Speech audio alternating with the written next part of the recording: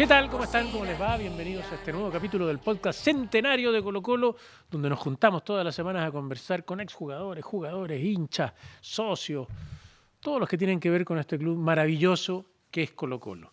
Nuestro invitado de hoy es hincha, desde luego, socio, accionista de la inmobiliaria de Colo-Colo, tiene historia para el mundo, para tirar para arriba una cantidad. Es como un coleccionista de anécdotas. Hay gente que colecciona camisetas, gente que colecciona banderines, él colecciona anécdotas. Así que es un invitado de lujo para hoy, don Rodrigo García. ¿Cómo le va? Hola Felipe, buenas tardes. Buenas tardes, muchas gracias por venir. No, o sea, gracias por la invitación, porque de verdad que es un honor estar acá. Sorprendido también por la invitación, así que... No, porque queremos, de eso se trata este podcast, de escuchar historias y entender un poco en qué va la colocolinidad que cruza todas las generaciones de chilenos y chilenas. Partamos por eso. ¿Tienes memoria de cuándo fue la primera vez que supiste que existía algo que se llamaba Colo-Colo? Uy, podría decirte de manera romántica que soy colocolino desde que estaba en el vientre de mi madre, porque mi mamá iba a las reuniones dobles en el Estadio Nacional, ¿Ya? con mi papá en ese entonces. Entonces, desde ahí que yo creo que nace esta pasión y este fanatismo por Colo-Colo. Escuchando desde la guata los gritos. Exactamente, exactamente. Y bueno, por lo que me cuenta mi madre, se ubicaban en el codo norte, pegado a Marquesina. Dale, esa definición ya es colocolinos. Exactamente. Y ya respondiendo más a tu pregunta, a ver, yo creo que desde los 3, 4 años... ¿Te acordáis la primera vez que fuiste al estadio, por ejemplo? Tengo la noción por una fotografía para el partido de, si no mal recuerdo, Colo-Colo Guaraní por una Copa Libertadores. Ya. Donde tengo una foto con mi ídolo de toda la vida, que es Roberto Condor Roja. Así es que esa es como la noción que tengo de mi primer contacto con el estadio y con Colo-Colo en particular, porque para mí el Condor Roja... ¿Y eso era por lo bueno que era el Cóndor o porque tú también querías ser arquero y jugabas ahí al arco? No, pues que en esa época, el último partido del Cóndor de haber sido el 86-87, no recuerdo bien. Yo tenía, ¿cuánto? 8 años, y siempre me gustó el arco. O sea, para mí era el puesto de arquero, para mí me encantaba. Igual jugaba, no era muy bueno, pero me encantaba jugar. Y por eso que me crecí viendo al Gato Ben. Y bueno, después a Roberto, Morón, al Rambo Ramírez, entonces... O sea, eres de los que lloró el 89, de los niños que cuando Bueno, cae la bengala dice, uy. Bueno, exactamente. O sea, de hecho yo era de los niños que defendí a muerte al Condor Roja hasta el día de hoy. Y también me hiciste recordar algo, el partido de la Copa Libertadores el año 89, cuando quedamos eliminados con Vasco da Gama. Yo estuve en ese partido. El 3-3. El 3-3 que perdimos por Hace poquito estuvimos en un capítulo con Rubén Espinosa que se acordaba como uno de los momentos más tristes de su vida. Y me acuerdo perfecto, o sea, cuando varios jugadores han descrito lo que se vivió en ese partido, o sea, yo lo tengo, pero como si hubiese sido ayer. Silencio sepulcral. Sepulcral. O sea, terminó el partido, todos nos miramos, nadie entendía qué pasaba y no se movió nadie del estadio, nadie. Y yo me acuerdo, pero así, perfecto. Y bueno, después ya vino lo que todos sabemos. 2 años después, el 91. 91, exactamente, que no sé si algo tendrá que ver con mi historia con Colo-Colo, pero yo para la campaña de la Copa Libertadores, yo fui solo al primer partido en Collao, empate a 0, con Concepción. Con Concepción de quién estaba, Villamil. Villamil, exactamente, donde Jaime Pizarro perdió un penal. Sí. Y me acuerdo perfecto porque yo estaba en el sector sur, en la Garra Blanca. ¿Y viajaste desde acá o lo que pasa es que por parte de la familia de mi mamá, bueno, mi mamá es de Lota. Ya. Ya. Y yo vacacionaba todos los veranos en Lota. Entonces, justo jugaba Colo-Colo, primer partido de Copa Libertadores, y unos tíos me llevaron al partido. Y me acuerdo perfecto. Y también tuve la posibilidad de estar en el 5 de junio del 91 también acá en el Estadio primero y el último. El primero y el último. Fue los únicos partidos que fui. Igual era pequeño.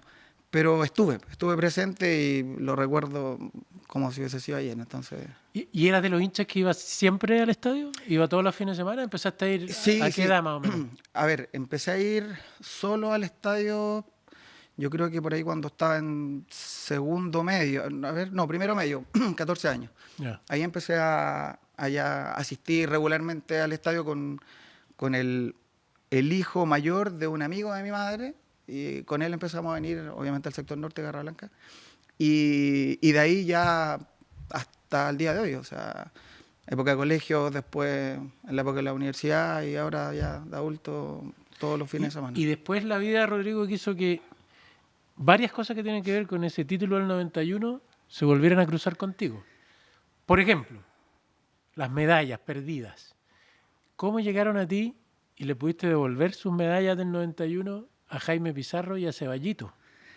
Bueno, a ver, esa historia es bastante especial porque un día X me llama, tiene que haber sido hace como 9, 10 años atrás, me llama un amigo y me dice, Rodrigo, ¿sabes que hay una persona que está vendiendo las medallas de Jaime Pizarro, campeón Copa Libertadores? Y yo le dije, ¿pero son las originales? Me dice, creo que sí. Y yo le dije, ok, se las compro. Le transferí. Primero así como en afán, quiero Coleccionista, tenerla yo, pues, tenerla, claro. O sea, en ese momento no, como que no le di mucha importancia, fue como, ya, las compro. Entonces me dice el valor y me dice, pero además, aparte de las 2 medallas de Jaime Pizarro, tiene la medalla de Ceballito, la que le regalaron por haber obtenido la Copa Libertadores. Que de hecho tengo entendido que esa medalla se la regaló el club, no la regalaba la Conmebol en ese tiempo. Y le digo, ok, las compro. Ceballito, para los que no lo conocen o no han escuchado hablar de él, uno de los más grandes cancheros, que así se llama en su época, de la historia, yo creo. Hizo las mejores canchas de fútbol que hay en Chile, las hizo en algún momento Ceballos, que trabajaba en Colo-Colo, que hizo cosas para Pinto Durán, las canchas de Constitución, durante mucho tiempo eran todos los veranos donde iban a entrenar la mayoría de los clubes porque eran tan buenas que valía la pena ir. Todas esas cosas las hacía Ceballitos. Así es. Y esta cancha, increíble. Exactamente. Y bueno, entonces le transfiero el dinero a mi amigo. Él, me imagino que le entregó el dinero a la señora que, supongamos, que tenía las medallas. Y me junto con mi amigo y me entrega las medallas. Era la medalla de Jaime Pizarro, campeón de la Copa Libertadores y de la Recopa. En Tokio. En Tokio, exactamente. Ahí también tengo una historia para contar. ¿Y cómo había perdido las 2 medallas Pizarro? Bueno, cuando me junto con Jaime, porque a través de Luis Baqueano, presidente del Club Social Deportivo de hace tiempo atrás, le digo, don Luis, le cuento, tengo las medallas y se las quiero devolver a Jaime. Porque, ok, las compré, me llegaron y no te miento, o sea, las miraba, las contemplé y deben haber pasado 2 semanas que yo las tenía debajo de mi almohada así, y dormía con las medallas. Se las mostré a mi mejor amigo que lo conocí. Espérate, el capitán de Exactamente, Colo-Colo. exactamente. Y bueno, hasta que un día conversando con mi mejor amigo, que lo conocí gracias a Colo-Colo, me dice, pero de esas medallas debería devolvérselas, Jaime, pues si son de él. Y yo... No son nada tuya. Claro, por mucho que la haya comprado, etcétera.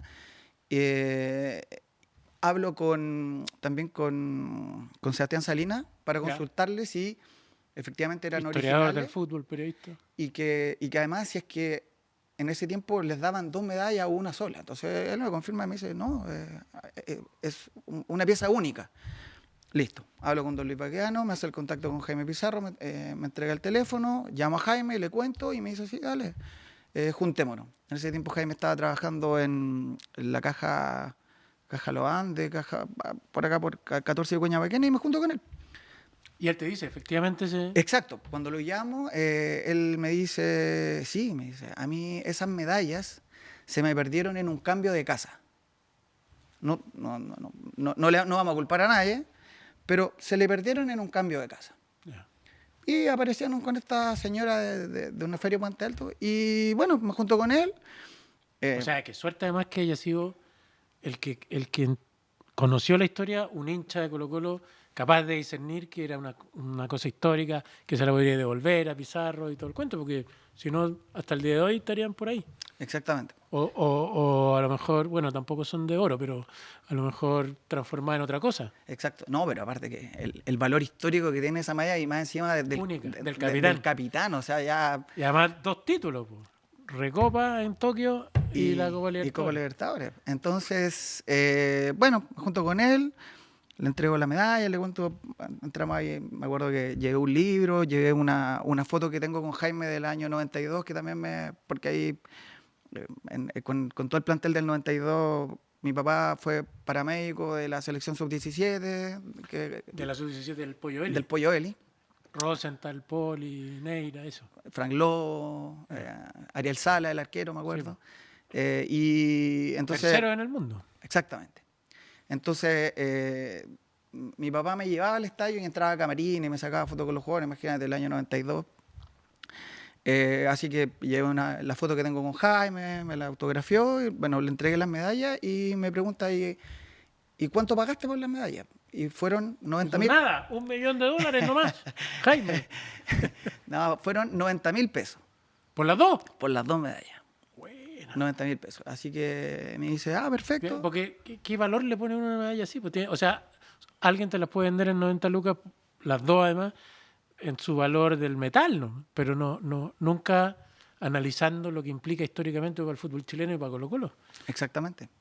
Así que, nada, me hace un cheque en su oficina por los 90.000 pesos, seguimos conversando un rato más y listo. Me dicen que acá de llamar la señora dice que fueron 35. No. Y bueno, quedó ahí.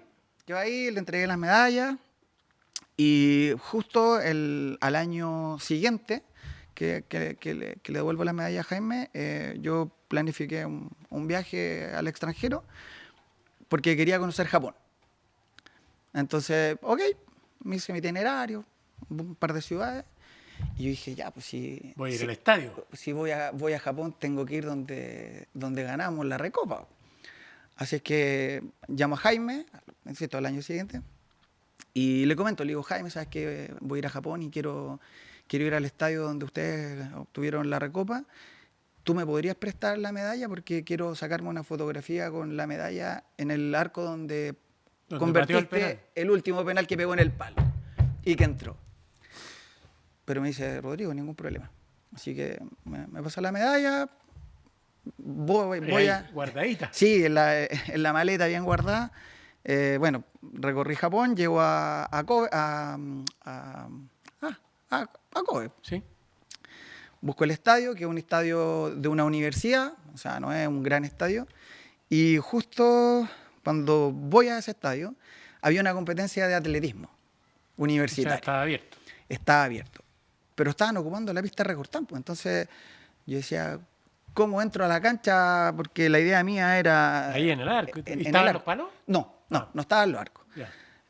Y todos japoneses. Bueno, empiezo a buscar a alguien que me diera un indicio de cómo puedo llegar a la cancha. Por supuesto no me entendían nada. Y le muestro la medalla a la persona con la que me puse a conversar. Y vio que decía Kobe. Y va donde otra persona, mucho más adulta. Y él sí se acordaba de ese partido. Que en esa época fue parecido a lo que pasó por el Mundial de Japón y Corea? Para la final de Cruzeiro con Colo-Colo había muchos japoneses, obviamente, y los dividían por mitades, y a uno le mandaban banderas azules y a otros banderas blancas, y era ahí en el fondo la barra de Cruzeiro y la barra de Colo-Colo. Sí.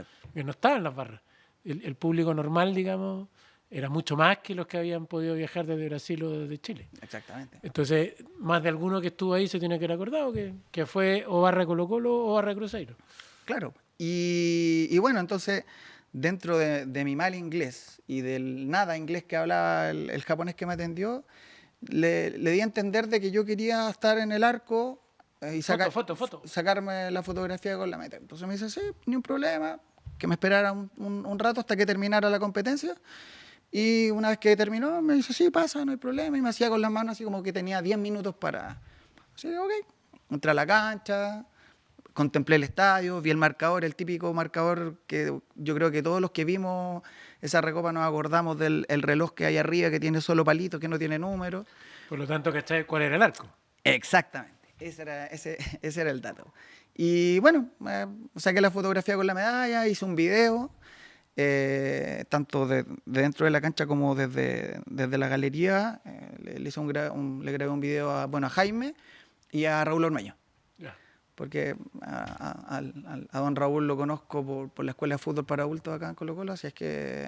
Entiendo que formaste parte de la escuela también, de la primera etapa. Sí, la primera etapa hace ya... Chupeta Ormazábal y Ormeño estaban ahí. Chupeta Ormazábal, el profe Raúl y el profe Daniel Díaz. Ya.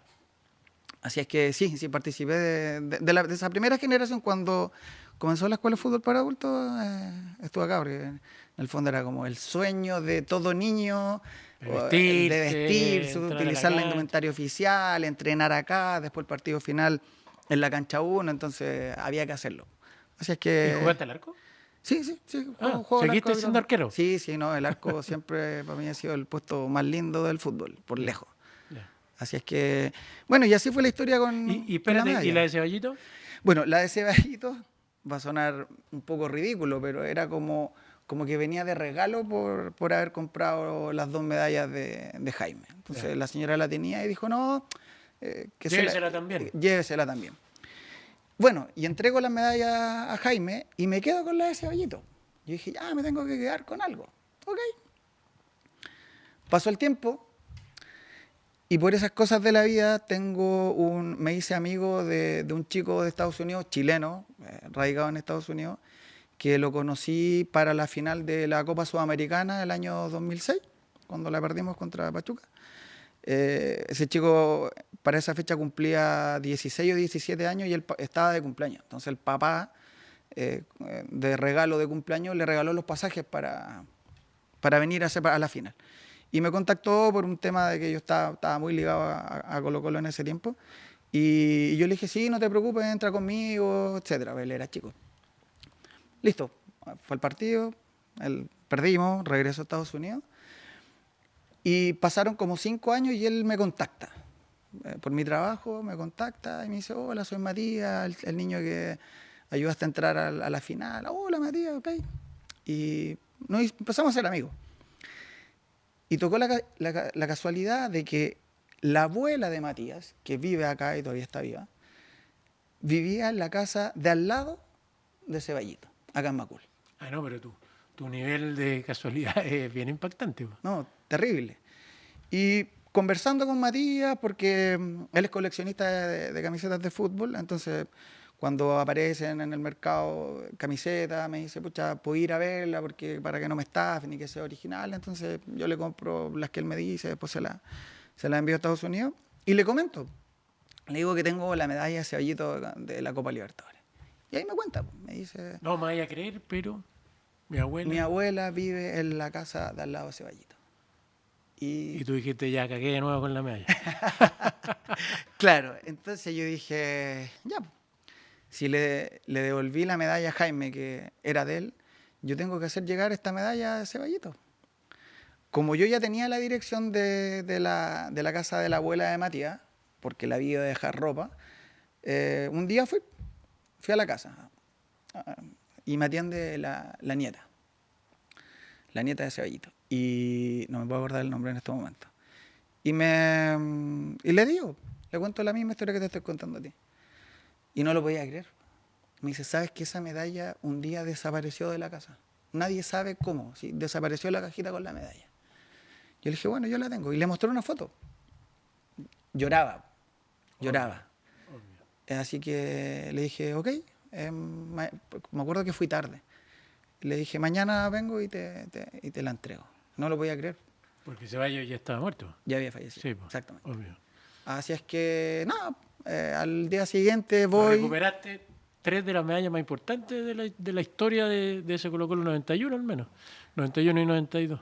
Claro. Mira la suerte. Pero he recuperado otras cosas también. Recuperaste un libro emblemático para Colo-Colo que de hecho está en el museo. Sí, bueno, ese libro, más que yo recuperarlo, por intermedio de mi mejor amigo Marcelo, que lo conocí gracias a Colo-Colo, él compraba revistas antiguas de Colo-Colo. Y a la persona que le compraba esta revista, este señor le dice, mira, tengo un libro. Y se lo muestra. Me dice, y lo quiero donar. Y como sabía que Marcelo era muy fanático, a través también de Luis Baquedano, le hicimos el contacto a este señor para que viniera al estadio y entregar el libro como... Que era el David Arellano, el deportista mártir. Deportista mártir, que escribió su hermano, ¿no? Los diarios es un Francisco diario que Arellano. escribió el hermano de David Arellano, exactamente. Y bueno, se entregó acá al museo y creo que una editorial como que lo relanzó y está ahí. O sea, seguiste recuperando cosas para la historia de Colo-Colo. Sí. Oye, y además, viajaste, ¿en qué momento viajaste a ver a Mirko a Croacia? A Mirko, el año 2018. ¿Ya? El año 2018 me gusta viajar, me gusta recorrer el mundo. Y planifiqué un viaje a Europa del Este, Polonia, Ucrania, en ese tiempo se podía ir. Y obviamente dije, bueno, aprovecho de pasar por Croacia. Y después cuando digo por Croacia, dije, bueno, ¿Cómo no voy a ir a nuestro templo viviente? Claro, tengo que ojalá ver a Mirko. Y tengo una foto del plantel del 92, que salgo con Mirko. Yo estaba muy chico. Y empecé a contactar a Lana Josic. Le empecé a escribir, la hija. Para el que no sabe. Que creo que debería estar acá en el post. Sí, pues. Bueno, ambos. Nos encantaría. Ambos. Sí. Y bueno, y empecé a escribirle a Lana como 8 meses antes de mi viaje. Y a comentarle que yo iba de vacaciones, que tengo una foto con Mirko del año 92, que me encantaría que me la firmara, junto con una camiseta y el libro Hombres de Blanco, que para mí es el libro que más me ha gustado de la gran gama de libros que tiene Colo-Colo. Y bueno, la Lana me atendió súper bien. Nunca me dijo que me iba a poder juntar con Mirko. Mi intención era que me autografiara la fotografía y el libro y la camiseta. Bueno, llegó el momento de viajar. Llego a... ¿Fuiste solo? Sí, solo. Ya. Llego a Zagreb. No recuerdo el día exacto, pero fue en la noche. Y Lana fue al hotel donde yo me alojé. Fue con su marido y con su hijo pequeño. Muy amable. Y le entrego las cosas. Le digo, mira, esto es lo que me gustaría que Mirko me autografiara. Ella me traía unos chocolates, muy amable, Lana, muy amable. Ya, listo. Me contó cuál era mi plan. Le dije, no, me voy a quedar 2 días porque después quiero seguir viajando. Me acuerdo que al día siguiente yo iba a Ljubljana por el día. Y, ok, le entrego las cosas. Y al otro día en la mañana, a primera hora, me escribe Lana. Y me dice, mi papá se quiere juntar contigo. Y tú, Me dice, claro. Y me dice, pero yo recuerdo que tienes un viaje. ¿Se acabó el viaje? No, le dije, no te preocupes por eso. Así es que ya, me dice, te envío la dirección porque quiere que se junten en la cafetería favorita de mi papá, que creo que está como a 2 cuadras de su casa. Así que, ok. Creo que era la cita era a las 7 de la tarde, llega a las 5:30, nervioso. Y veo entrar a Mirko en la cafetería. Un 7, o sea, un 7, llegó con su bolsita, con el libro autografiado, la fotografía. Me regaló unos llaveros del año 91 que él tenía, que los tengo guardados en mi casa. Y bueno, yo creo que estuvimos casi 4 horas en la cafetería hablando de fútbol, de Colo-Colo, 95% hablando de Colo-Colo, de Chile. Él sabía todo de Chile, seguía mucho las noticias, lo que estaba pasando con la contingencia y hablamos de Colo-Colo. Y yo sorprendido porque, o sea, Mirko se acordaba de minutos, de jugadas, se acordaba de todo. Y no tan solo del Colo-Colo en 91, sino que se acordaba de todo su paso por Chile. ¿No había pasado todavía lo de las medallas? Sí, Pero o sea, ni le contaste. no, es que en Ya. ese momento, créeme que de verdad yo estaba en otra. O sea, yo era un niño, era un niño de 5 años abriendo el regalo de Navidad. Así fue la emoción que yo tenía en ese momento. O sea, no, de verdad que fue muy lindo. No grabé nada, o sea, fue como disfrutar ese momento que lo guardo en mi corazón porque de verdad que Mirko ¿Y fue... hablaste alguna vez más después con Lana o con él? Sí, ¿Ya? seguimos en contacto como para enviarle regalos. De hecho, cuando estaba planificado que él viniera, sí sigo en contacto con Lana. Y bueno, dentro de todo lo que conversamos con Mirko, se me quedó grabado algo que en realidad yo creo que en el colectivo colocolino se ha perdido un poco. Porque acá nosotros siempre hablamos de la Copa Libertadores Mm. como el logro máximo. Y cuando estábamos conversando con Mirko, él me dice, sí, me dice, pero Colo-Colo no ganó solo la Copa Libertadores. Colo-Colo tiene 3 títulos internacionales. Sí, po. La Interamericana, la Recopa y la Copa Libertadores. O sea, Colo-Colo no es solo el campeón de la Copa Libertadores del año 91. Colo-Colo tiene 3 títulos internacionales. Y como que me lo recalcó muchas veces. Y eso a mí se me quedó muy grabado y efectivamente, o sea, claro, nosotros la Copa Libertadores. Claro, probablemente porque la Interamericana ya no existe, la Recopa tampoco. O quizás porque la consideramos como una continuidad del gran logro, pero no es tan fácil, pues. Exactamente, y en años seguidos. Entonces, eso a mí se me quedó muy grabado de lo que conversé con Mirko y bueno, muchas cosas más. Es verdad. Y además copas que no, a diferencia de la Libertadores, ya no existen. Exacto, No existe la Interamericana, no existe la Recopa. Entonces, ahí hay un tema importante, así por es. decirlo menos. Oye, ya la última. Ormeño del Chupete, que ya te habían hecho clase, no sé qué, le organizaste un homenaje. Uy, sí, pues bueno, producto de estar participando en la escuela para adultos en aquella época, eh, se empezó a generar un lazo muy rico tanto con el profesor Raúl como con Chupeta Ormazábal. E investigando, resulta que, bueno, creo que tú lo dijiste en los podcasts anteriores, porque los dos han pasado por acá.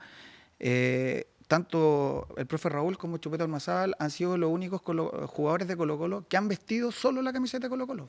No sé si lo único, Parece que Caupolicán Peña, por ejemplo, tengo entendido que... Pero son ellos 3 solamente, parece. pero son pocos, pues, claro.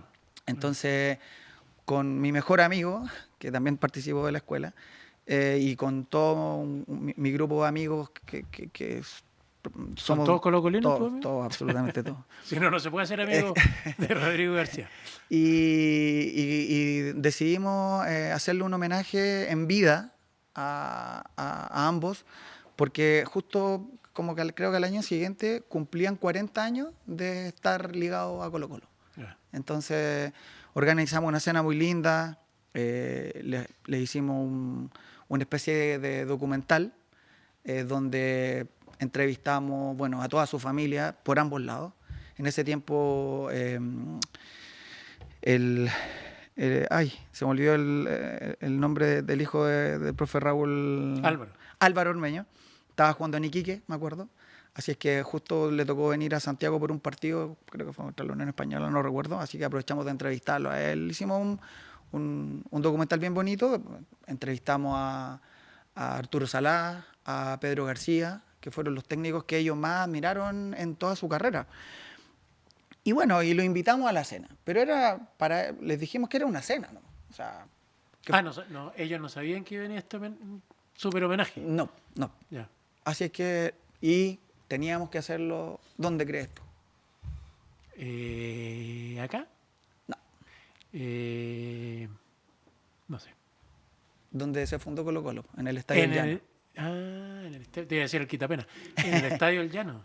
Como tú sabes, Sí, pues Colo-Colo sí, se fundó obvio, en el Estadio del Llano. obvio. Así es que ahí arrendamos el Estadio del Llano y ahí le hicimos la cena. Pero el plus que tenía esto, y como sorpresa para ellos, era que estuviera Arturo Salá y Pedro García.